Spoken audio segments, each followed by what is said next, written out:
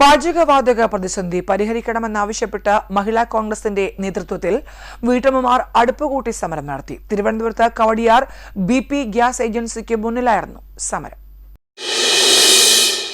പാചകവാതകം ഇല്ലാതാക്കിയെന്നതാണ് മോഡിയുടെ ഗ്യാരണ്ടിയെന്ന് സമരം ഉദ്ഘാടനം ചെയ്തുകൊണ്ട് മഹിളാ കോൺഗ്രസ് സംസ്ഥാന പ്രസിഡന്റ് ജബി മേത്തർ ആരോപിച്ചു. പ്രതിസന്ധിയില്ലെന്ന് പറയുമ്പോൾ എന്തുകൊണ്ട് ജനങ്ങൾക്ക് ഗ്യാസ് കിട്ടുന്നില്ലെന്ന് പറയണമെന്ന് അവർ ആവശ്യപ്പെട്ടു. LPG ക്ഷാമം ഏറ്റവും കൂടുതൽ അനുഭവിക്കുന്നത് വീട്ടമ്മമാരാണ്.